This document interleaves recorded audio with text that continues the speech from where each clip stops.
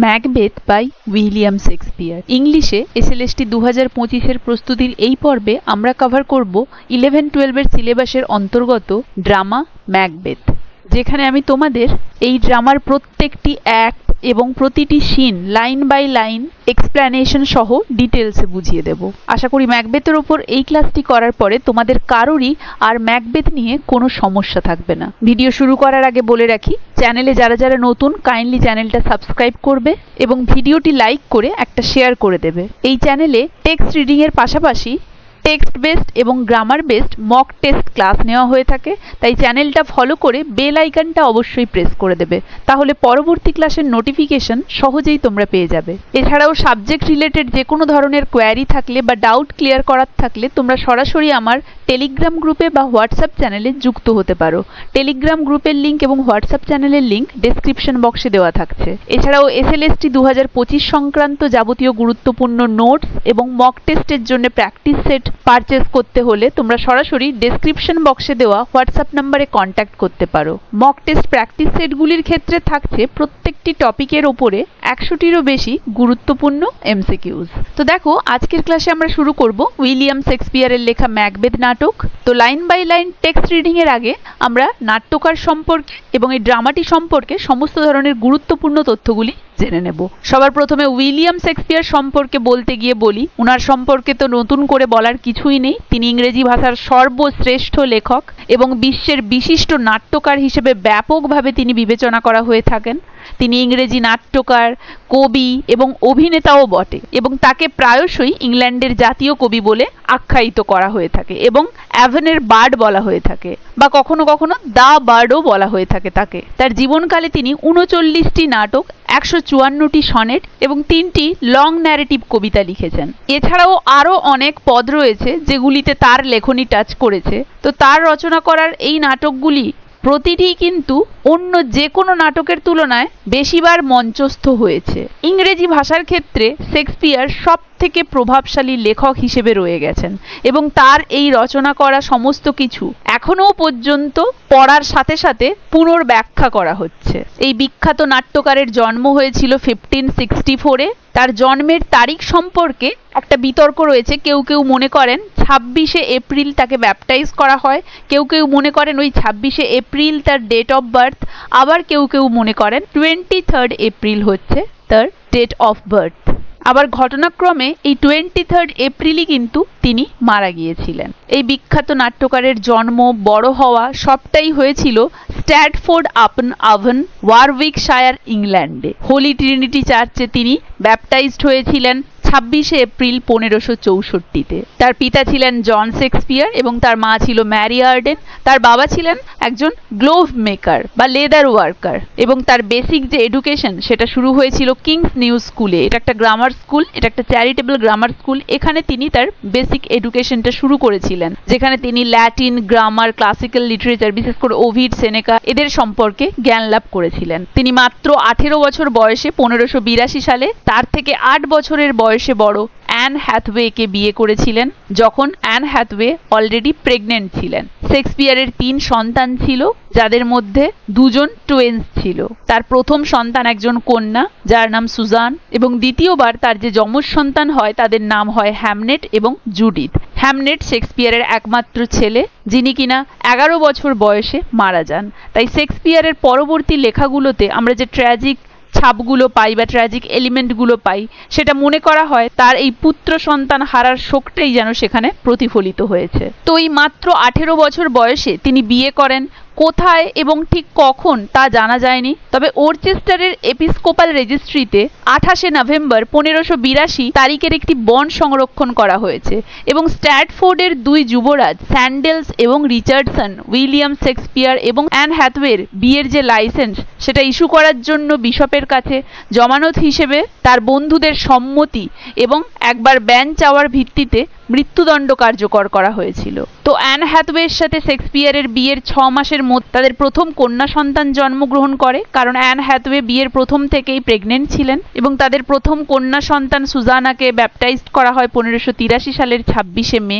এরপরে 1585 সালের 2রা ফেব্রুয়ারি তার যমজ সন্তান হ্যামনেট এবং জুডিথকে ব্যাপটাইজড করা হয়, যেই হ্যামনেট মাত্র 11 বছর বয়সে মারা যান। তো এর ঠিক পরেই মানে ওই 1585 থেকে 1592 নাগাদ সময়টাতে তিনি কোথায় ছিলেন, কি করছিলেন, এই সম্পর্কে কোনো হিস্টোরিক্যাল রেকর্ড পাওয়া যায়নি। তাই তার জীবনের ওই সময়কালটা সম্পর্কে লস্ট ইয়ার্স বলে আখ্যা দেওয়া হয়ে থাকে। এটাকে মিস্টেরিয়াস পিরিয়ড বলা হয়ে থাকে। এই 8 বছর কিভাবে কাটিয়েছিলেন তিনি তা জানা যায়নি। তার মৃত্যুর পরে অনেক গল্প প্রচলিত হয়েছে এই 8 বছর নিয়ে। অনেকে সেই হরিণ চুরি করা, স্ট্র্যাটফোর্ডের কাছে সার্লেকোটের স্থানীয় এক ধনী স্যার থমাস লুসির সাথে তার ঝামেলায় জড়িয়ে পড়া, গ্রামে স্কুলমাস্টার হিসেবে জীবিকা নির্বাহ করা, এছাড়াও লন্ডনে গিয়ে থিয়েটার প্রেমী ঘোড়ার পিঠে চড়ে থিয়েটার জগতে প্রবেশ করা, এই সমস্ত কিছুর একটা অনুমান করা হয়েছে যে শেক্সপিয়ার কিছু সময় একটি মহান পরিবারের সদস্য হিসেবেও কাটিয়েছিলেন এবং তিনি একজন সৈনিক ছিলেন। সম্ভবত ইংল্যান্ডের থেকে মানদণ্ডে নিম্ন শ্রেণীর দেশগুলিতে গিয়ে তিনি নাকি সৈনিক হিসেবে কাজ করেছিলেন, এটাও বলা হয়ে থাকে। তো যেহেতু বাহ্যিক প্রমাণ পাওয়া যায়নি, তাই শেক্সপিয়ারের জীবনের এই সময় সম্পর্কে সবকিছুই প্রায় অনুমান করা হয়ে থাকে, যতক্ষণ না পর্যন্ত লন্ডন থিয়েটার রেকর্ডে তার নাম প্রকাশিত হচ্ছিল। তো এই সমস্ত অনুমানগুলো, এগুলো সবই প্রায় অসন্তোষজনক। অনেকে বলেন যে উদাহরণস্বরূপ আইনের প্রতি তার ইঙ্গিত দেখে কেউ কেউ এই সিদ্ধান্তেও আসেন, কোনো ক্রিটিক এটাও বলেন যে শেক্সপিয়ার একজন আইনজীবী ছিলেন, কারণ নাকি তিনি স্পষ্টতই একজন লেখক ছিলেন যিনি তার নাটক রচনার জন্য প্রয়োজনীয় জ্ঞান সহজেই অর্জন করতে পারতেন। তো লন্ডনের সাহিত্য জগতে শেক্সপিয়ারের প্রথম উল্লেখ আসে 1592 সালে, যখন তার সহকর্মী নাট্যকার রবার্ট গ্রিন তাকে মৃত্যুশয্যায় লেখা একটি পুস্তিকায় ঘোষণা করেছিলেন যে আমাদের পালক দিয়ে সুশোভিত একটা নতুন কাক আছে। তাকে নতুন কাক বলে সম্মানিত করেছিলেন, মানে এতটাই তাকে বিদ্রূপ করেছিলেন রবার্ট গ্রিন, সেই ইউনিভার্সিটি উইট। তো রবার্ট গ্রিনের ওই লেখা থেকে দীর্ঘ এই লস্ট ইয়ার্সের পরে শেক্সপিয়ারের উল্লেখ পাওয়া যায়, হিস্ট্রিক্যাল রেকর্ড পাওয়া যায়। তার আগের বছরগুলি সম্পর্কে কিন্তু কিছুই জানা যায়নি, যদিও শুধুমাত্র অনুমান করা হয়েছে ক্রিটিকদের দ্বারা। তো প্রথম রবার্ট গ্রিনের ওই লেখাতে আবারও শেক্সপিয়ার লাইমলাইটে আসেন। যদিও রবার্ট গ্রিনের মৃত্যুর পর যখন এই শব্দগুলো প্রকাশিত হয়, তখন এই দুজনের মাঝখানের পরিচিত একজন ব্যক্তি শেক্সপিয়ারের কাছে এসে ক্ষমা চান। ততক্ষণে শেক্সপিয়ার কিন্তু গুরুত্বপূর্ণ সমস্ত বন্ধু তৈরি করতে শুরু করেছিলেন লন্ডনে। যদিও লন্ডনের মতো এই বিধর্মী শহরটি সাধারণত থিয়েটারের প্রতি সে সময় বিরূপ ছিল। অভিজাতদের অনেকেই সেই সময় নাটকের ভালো পৃষ্ঠপোষক ছিল এবং অভিনেতার বন্ধুও ছিল। শেক্সপিয়ার সেই সময় যেহেতু প্রচুর ভালো ভালো বন্ধু তৈরি করতে পেরেছিলেন লন্ডনে গিয়ে, সাউদাম্পটনের তৃতীয় আর্ল ইয়াং হেনরি রিয়থলির দৃষ্টি আকর্ষণ করেছিলেন বলে মনে করা হয়, এবং ইনি সেই ব্যক্তি ছিলেন যাকে উদ্দেশ্য করে, যাকে উৎসর্গ করে শেক্সপিয়ার তার প্রথম প্রকাশিত কবিতা ভেনাস অ্যান্ড অ্যাডোনিস এবং দ্য রেপ অফ লুক্রেস লিখেছিলেন। তবে থিয়েটারে তার কেরিয়ার কিভাবে শুরু হয় সে বিষয়টা স্পষ্ট নয়, তবে বলা হয়ে থাকে যে 1594 সাল নাগাদ তিনি লর্ড চেম্বারলেইন যে কোম্পানি, সেই কোম্পানির একজন গুরুত্বপূর্ণ সদস্য হয়ে ওঠেন। লর্ড চেম্বারলেইনস ম্যান হলো সেই কোম্পানি যেটা জেমস প্রথমের সিংহাসনে আরোহণ করার পরে কিংসম্যান নামে অভিহিত করা হয়ে থাকে। মানে জেমস ওয়ান সিংহাসনে আরোহণের আগে তার নাম ছিল লর্ড চেম্বারলেইনস ম্যান, এবং জেমস ওয়ান সিংহাসনে আরোহণের পরে তিনি যেহেতু এটাকে পেটেন্ট দিয়েছিলেন, তাই তার নাম অনুসারে এটাকে কিংসম্যান কোম্পানি বলা হয়ে থাকে। এটা একটা নাট্য কোম্পানি ছিল। তো এই কোম্পানির সেরা অভিনেতা ছিলেন রিচার্ড বারবেজ। তাদের সেরা থিয়েটার ছিল গ্লোব থিয়েটার, যেই গ্লোব থিয়েটারের প্রতিষ্ঠাতা ছিলেন উইলিয়াম শেক্সপিয়ার, কারণ তিনি এই লর্ড চেম্বারলেইন ম্যানের সদস্য ছিলেন এবং 1599 নাগাদ তিনি নিজের একটি নাট্য সংস্থা প্রতিষ্ঠিত করেন, যেটা ছিল গ্লোব থিয়েটার। তো এই গ্লোব থিয়েটার কিন্তু ছিল লর্ড চেম্বারলেইন ম্যানের সেরা থিয়েটার, এবং তাদের সেরা অভিনেতা ছিল রিচার্ড বারবেজ এবং সেরা নাট্যকার ছিলেন তাদের উইলিয়াম শেক্সপিয়ার। অতএব বলাই যেতে পারে যে এতে অবাক হওয়ার কিছু নেই যে এই লর্ড চেম্বারলেইনস ম্যান কোম্পানিটি খুবই সমৃদ্ধ ছিল। শেক্সপিয়ার তার নিজস্ব থিয়েটার গ্লোব থিয়েটারের একজন ফুল টাইম পেশাদার হয়ে ওঠেন একটি সমবায় উদ্যোগে অংশ নেন এবং তার লেখা নাটকের যে আর্থিক সাফল্য সেটা সেই সময় উন্নতির একদম চরম শিখরে যায়। তো বলা হয়ে থাকে 49 বছর বয়সে প্রায় 1613 নাগাদ তিনি অবসর গ্রহণ করেন এবং এর ঠিক 3 বছর পরে তিনি মারা যান। তার ব্যক্তিগত জীবনের রেকর্ড খুবই কম রয়েছে। তার পেশাগত জীবনের যে রেকর্ড রয়েছে সেটা অনুসারে তিনি বেশিরভাগটাই পরিচিত ছিলেন তার রচনা করা 1589 থেকে 1613 সালের মধ্যে তার যে সমস্ত রচনাগুলি ছিল সেগুলোর জন্যই তিনি বেশিরভাগই পরিচিত হন। তার প্রাথমিক নাটকগুলো মূলত কমেডি ছিল এবং ইতিহাস, মানে কেরিয়ারের প্রথম দিকে তিনি কমেডি লিখতেন এবং হিস্ট্রিক্যাল প্লেস লিখতেন। এরপরে তিনি 1608 পর্যন্ত ট্র্যাজেডি লিখেছিলেন, যার মধ্যে হ্যামলেট ছিল, ওথেলো ছিল, কিং লিয়ার ছিল এবং আমাদের এই প্রেজেন্ট টেক্সট ম্যাকবেথ ছিল। এই সমস্ত ট্র্যাজেডিগুলি কিন্তু 1608 সালের মধ্যে তিনি লিখেছিলেন, যেগুলিকে ইংরেজিতে সেরা রচনা হিসেবে গণ্য করা হয় বা বিবেচনা করা হয়। এবং জীবনের শেষ পর্যায়ের দিকে গিয়ে তিনি ট্র্যাজি কমেডি লেখা শুরু করেন, যেগুলো রোমান্স নামেও পরিচিত, যেমন উইন্টারস টেল, দ্য টেম্পেস্ট, এই সমস্ত। এবং এই সময় তিনি অন্যান্য নাট্যকারদের সাথে সহযোগিতাও করেছিলেন। শেক্সপিয়ারের অনেক নাটক তার জীবদ্দশায় বিভিন্ন সংস্করণে প্রকাশিত হয়েছিল, তবে 1623 সালে শেক্সপিয়ারের দুই সহকর্মী অভিনেতা জন হেমিঞ্জেস এবং হেনরি কন্ডেল, এই দুজনের সহযোগিতাতে ফার্স্ট ফোলিও নামে পরিচিত একটা সুনির্দিষ্ট লেখা প্রকাশ হয়ে থাকে, যা শেক্সপিয়ারের নাট্যকর্মের একটি মরণোত্তর সংগৃহীত সংস্করণ ছিল, যার মধ্যে 36টা নাটক অন্তর্ভুক্ত হয়েছিল। মানে এই ফার্স্ট ফোলিওর মধ্যে 1623 সালে প্রকাশিত হওয়া এই ফার্স্ট ফোলিওতে শেক্সপিয়ারের 36টা নাটক অন্তর্ভুক্ত হয়েছিল।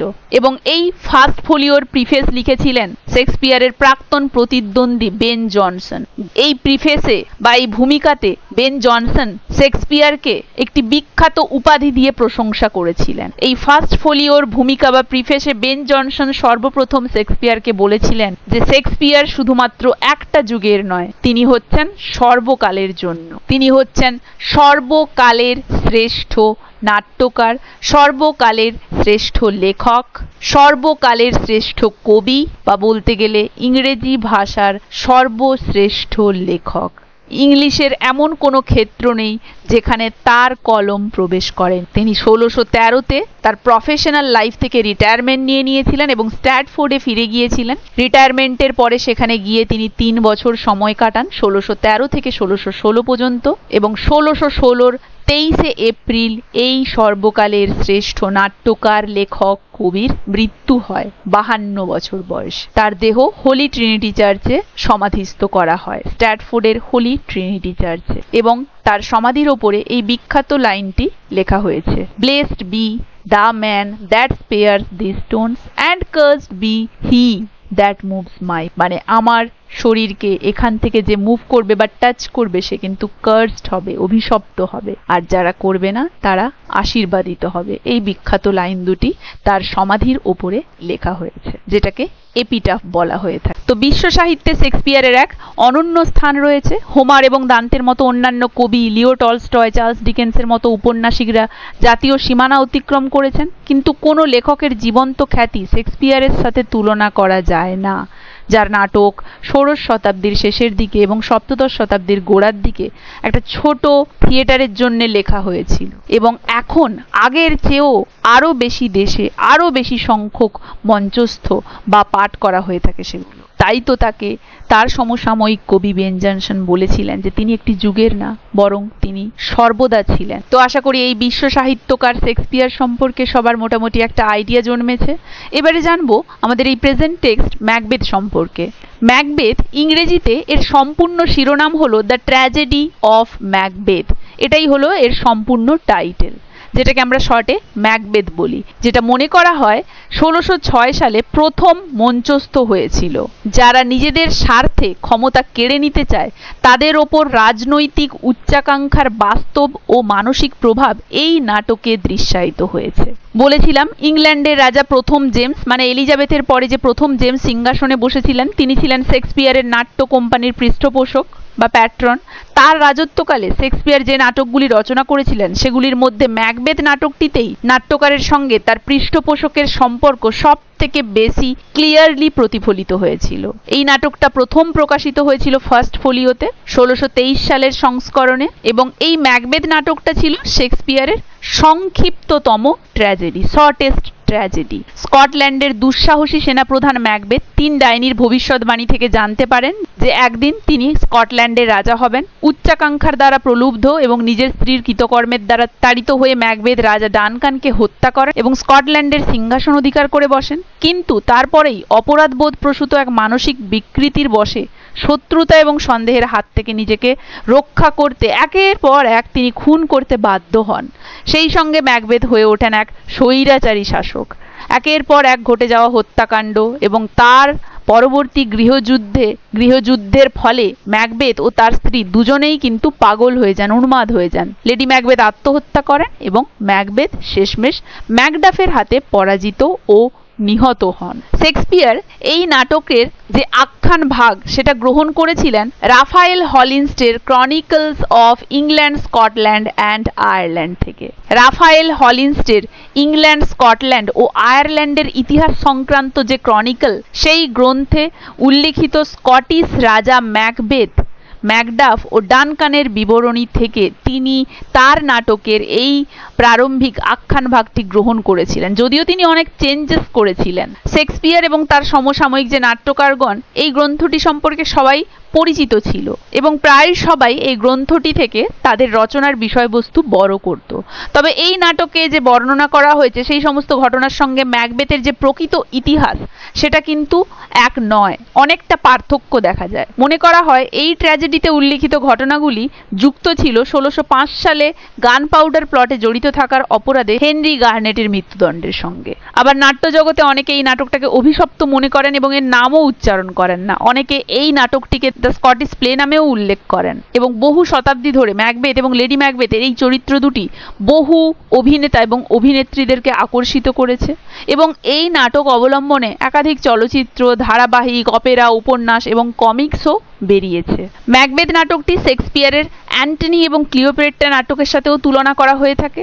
চরিত্র হিসেবে অ্যান্টনি এবং ম্যাকবেথ উভয়ই প্রায় একই রকমের ছিলেন, এক নতুন জগতের সন্ধানে ছিলেন এরা, এবং সেই সন্ধানের অভিযানে তারা দুজনেই তাদের পুরনো জগৎটাকে পুরো বিসর্জন দিতে প্রস্তুত ছিলেন। দুজনেই সংগ্রাম চালিয়ে গিয়েছিলেন সিংহাসন অধিকার অর্জনের লক্ষ্যে এবং এই অধিকার অর্জনের সংগ্রামে দুজনেই কিন্তু সম্মুখীন হয়েছিলেন তাদের চরম নিয়তির। অ্যান্টনির নিয়তি ছিলেন অক্টেভিয়াস এবং অন্যদিকে ম্যাকবেথের নিয়তি ছিল ব্যাংকো। তো নিজেকে অ্যান্টনির সঙ্গে তুলনা করে ম্যাকবেথ একবার বলেছিলেন, under Banquo my genius is rebuked as it is said Mark Antony's was by Caesar। তো এই দুটো নাটকের মধ্যে খুবই মিল আছে, কারণ এই দুই নাটকের সর্বকর্তৃত্বময়ী নারী চরিত্রে দেখা মিলেছিল সেই বিখ্যাত নারীদের। একটা ছিলেন ক্লিওপেট্রা, আরেকজন ছিলেন লেডি ম্যাকবেথ। তো এই যে নাটকের সিংহভাগটাই শেক্সপিয়ার নিয়েছিলেন হলিনস্ট ক্রনিকলস থেকে। এই বইটি ব্রিটিশ দ্বীপপুঞ্জের একটা জনপ্রিয় ইতিহাস গ্রন্থ। শেক্সপিয়ার এবং তার সমসাময়িক সবাই কিন্তু এই বইটা সম্পর্কে ওয়াকিবহাল ছিলেন। তো এই ক্রনিকল অবলম্বনে যে গল্পটি থেকে ম্যাকবেথের স্টোরি বড় করেছিলেন শেক্সপিয়ার, সেই গল্পটি এমন ছিল যে রাজা ডাফ ডাইনিদের সঙ্গে সম্পর্ক রাখার অপরাধে একজন জনৈক ডনওয়াল্ডের এক আত্মীয়কে মৃত্যুদণ্ডে দণ্ডিত করেছিলেন। ফলে ওই ডনওয়াল্ডের স্ত্রী খুবই ক্ষুব্ধ ছিল এবং স্ত্রীর চাপে পড়ে ডনওয়াল্ড 4 জন চাকরকে নিয়ে নিজের গৃহেই রাজা ডাফকে হত্যা করেছিলেন। তো এই ঘটনার যে প্লট, এই প্লটটা নিয়ে এবং ঐতিহাসিক ক্যারেক্টারদেরকে নিয়ে উইলিয়াম শেক্সপিয়ার তার এই ম্যাকবেথের প্লট তৈরি করেছিলেন। ক্রনিকল অনুসারে রাজা ডানকানের অপদার্থতার অভিশাপ থেকে স্কটল্যান্ডকে মুক্তি দিতে ম্যাকবেথ এই কৃত সংকল্প হয়ে ম্যাকবেথ এই রাজহত্যা ঘটিয়েছিলেন। ওই ক্রনিকল অনুযায়ী ডাইনিদের সঙ্গে ম্যাকবেথের এবং ব্যাংকোর যে সাক্ষাৎ, ডাইনিদের ভবিষ্যৎবাণী, এগুলো মোটামুটি একই ছিল। কিন্তু ক্রনিকল থেকে জানা যায় যে লেডি ম্যাকবেথ কিন্তু শুধুমাত্র ম্যাকবেথকে মন্ত্রণা দেননি, সঙ্গে ব্যাংকোও ছিল। ব্যাংকো এবং ম্যাকবেথ একযোগে ডানকানকে হত্যার পরিকল্পনা করেছিলেন। ম্যাকডাফ এবং ম্যালকমের হাতে পরাজিত হওয়ার আগে 10 বছর কাল রাজত্ব করেছিলেন ম্যাকবেথ। কিন্তু উইলিয়াম শেক্সপিয়ারের ম্যাকবেথে আমরা দেখতে পাই যে ব্যাংকো কিন্তু ম্যাকবেথের এই পরিকল্পনাতে যুক্ত ছিলেন না। যদিও রাফায়েল হলিনস্টের ক্রনিকল থেকে এই নাটকের প্লট নেওয়া হয়েছিল, তবুও অনেক রিসার্চার মনে করেন জর্জ বুকানন রচিত ল্যাটিন গ্রন্থ রেরাম স্কটিকেরাম হিস্টোরিয়া এর সাথে শেক্সপিয়ারের এই পাঠের খুবই মিল রয়েছে। তো সত্য যাই হোক, উইলিয়াম শেক্সপিয়ারের এই নাটক রাজা ম্যাকবেথের ওপরে ভিত্তি করে।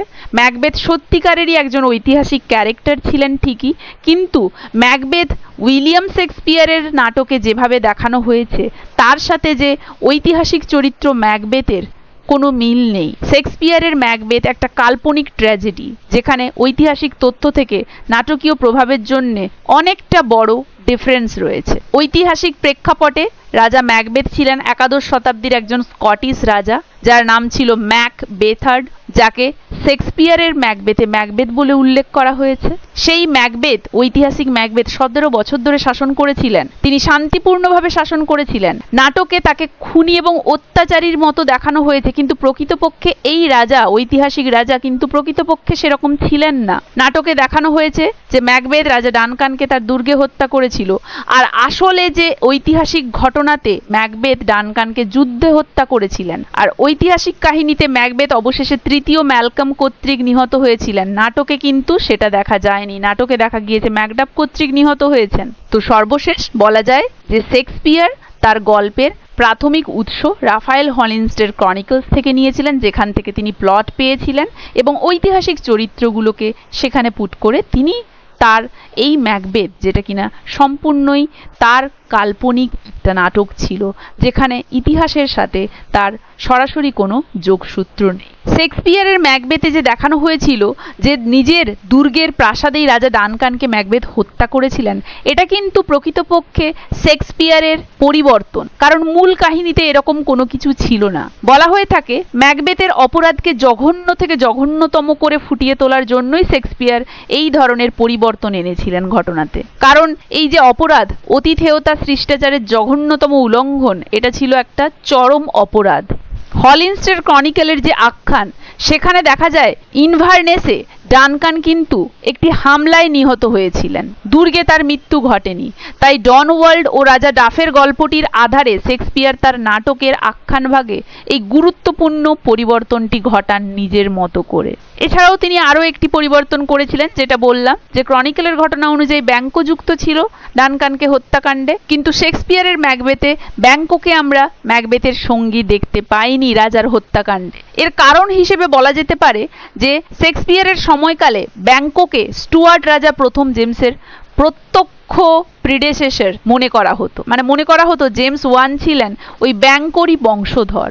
তাই সেই কারণেই শেক্সপিয়ার এই চরিত্রটি ঐতিহাসিক ব্যাংকোর তুলনায় অনেক অংশে আলাদা করেছেন। প্রথমত রাজাকে খুশি করার জন্য, কারণ রাজার পূর্বপুরুষকে খুনি হিসেবে দেখিয়ে দেবেন সেটা তো বিপজ্জনক হয়ে যাবে। আর দ্বিতীয়ত হত্যাকাণ্ডের ক্ষেত্রে ব্যাংকোর চরিত্রটা খুব একটা প্রয়োজন ছিল না, বরং ম্যাকবেথের বিরুদ্ধে এই চরিত্রটাকে প্রেজেন্ট করার ক্ষেত্রে চরিত্রটা উপযুক্ত ছিল, এবং সেই জায়গাটাই যেন পূর্ণ করে দিয়েছে উইলিয়াম শেক্সপিয়ারের ব্যাংকো। অতএব সেই অভাবটা পূর্ণ করে এই ট্র্যাজেডিটাকে অন্য একটা মাত্রা দিয়েছেন উইলিয়াম শেক্সপিয়ার। তিনি ব্যাংকোকে হত্যাকারীর পরিবর্তে এক সম্মানীয় ব্যক্তি হিসেবে প্রতিপন্ন করার চেষ্টা করেছিলেন, যেখানে ক্রিটিকরা মনে করে থাকে এটা অবশ্যই তিনি কিং জেমস 1কে খুশি করার জন্যই করেছিলেন। কারণ কিং জেমস 1কে মনে করা হয়ে থাকে এই ব্যাংকোর উত্তরসূরি, যিনি কিনা স্টুয়ার্ট রাজা ছিলেন, এবং ব্যাংকোর উত্তরসূরি হিসেবে মনে করা হয়ে থাকে এই জেমস 1কে। তাই রাজাকে খুশি করার জন্যই তিনি এই ধরনের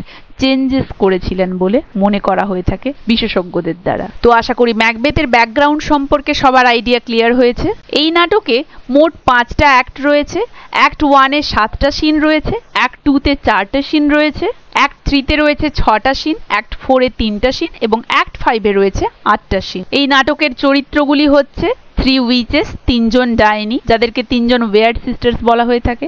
এছাড়া রয়েছে ডানকান, স্কটল্যান্ডের রাজা; ম্যালকম, রাজা ডানকানের বড় পুত্র; ডোনালবেইন, রাজা ডানকানের ছোট পুত্র; ম্যাকবেথ, যিনি কিনা থেন অফ গ্ল্যামিস, থেন একটা পদমর্যাদা, গ্ল্যানিস সেই জায়গাটা বা রাজ্যটার নাম; লেডি ম্যাকবেথ, ম্যাকবেথের স্ত্রী; শেটন, ইনি ম্যাকবেথের একজন অনুচর; এছাড়া রয়েছে তিনজন মার্ডারার ইন ম্যাকবেথ সার্ভিস, যারা ম্যাকবেথকে সার্ভিস দিয়েছিল, একজন ডক্টর, একজন জেন্টলম্যান এবং একজন পটার। পটার মানে দ্বারপাল। এছাড়া রয়েছে ব্যাংকো, ব্যাংকোর পুত্র ফ্লিয়ান্স। ব্যাংকো হচ্ছেন একজন কমান্ডার যিনি ম্যাকবেথের সাথে ছিলেন ডানকানের আর্মিতে, কিং ডানকানের আর্মিতে। এছাড়া রয়েছেন ম্যাকডাফ, তিনি একজন স্কটিশ নোবেল, তার স্ত্রী লেডি ম্যাকডাফ এবং তার পুত্রের কোনো নাম দেয়া হয়নি, দেয়ার সন বলে বলা হয়েছে।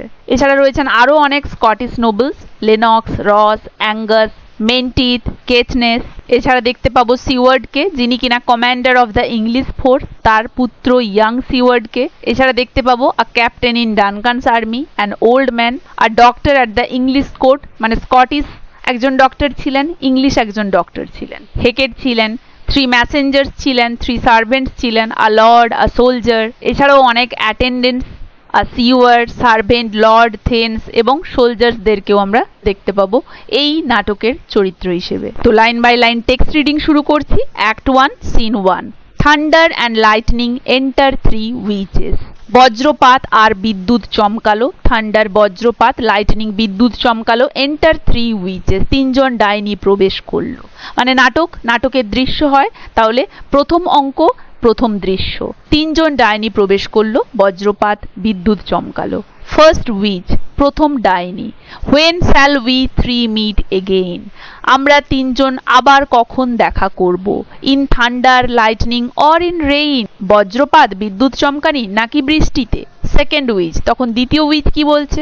When the hurly burly is done, hurly burly মানে তাড়াহুড়ো, হইচই, যখন তাড়াহুড়ো শেষ হয়ে যাবে। When the battle's lost and won, যখন যুদ্ধে হেরে যাওয়া এবং জয় এই সব কিছুই হয়ে যাবে। থার্ড উইচ, তৃতীয় ডাইনি তখন কি বলল? দ্যাট উইল বি এর দ্য সেট অফ সান, এর মানে বিফোর। তৃতীয় ডাইনি বলল ওটা সূর্যাস্তের আগে হবে। সেট অফ সান, সূর্যাস্তের আগে, এর বিফোর, আগে হবে। তাহলে প্রথম ডাইনি বলল আমরা তিনজন আবার কখন দেখা করব? বজ্রপাতের সময় নাকি বিদ্যুৎ ঝড়ের সময় নাকি যখন বৃষ্টি হচ্ছে?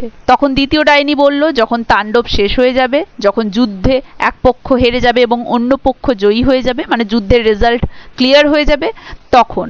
এবং তৃতীয় ডাইনি বলল সেটা সূর্যাস্তের আগেই ঘটবে, মানে সূর্যাস্তের আগেই এই সব কিছু ঘটবে, সূর্যাস্তের আগেই আমরা আবার দেখা করব। ফার্স্ট উইচ, প্রথম ডাইনি আবারও প্রশ্ন করলো হোয়ার দ্য প্লেস, কোথায়, কোন জায়গায় আমরা দেখা করব। Second which, upon the Heath, Heath মানে একটা অনুর্বর ঊষর প্রান্তর, ফাঁকা ঝোপঝাড় যুক্ত জায়গা, ঊষর প্রান্তর, সেইখানে।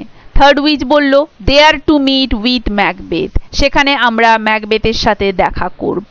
ফার্স্ট উইচ বলল আই কাম গ্রে ম্যালকিন, আমি আসছি গ্রে ম্যালকিন।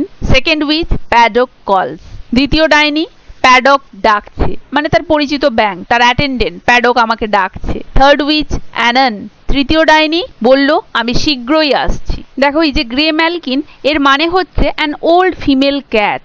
এটা একটা আর্কাইক টার্ম যার প্রাইমারি মিনিং হচ্ছে অ্যান ওল্ড ফিমেল ক্যাট, বা it can also refer a malicious old women. Grey ম্যালকিনের দ্বারা ফার্স্ট উইচের একজন ফ্যামিলিয়ার স্পিরিটের কথা বলা হয়েছে যে কিনা ক্যাটের ফর্মে অ্যাপিয়ার হয়েছে। এবং সেকেন্ড উইচের ফ্যামিলিয়ার কে না, সেই প্যাডক মানে ব্যাং। এবং থার্ড উইচ বলছে আমি শীঘ্রই আসছি, অ্যানন।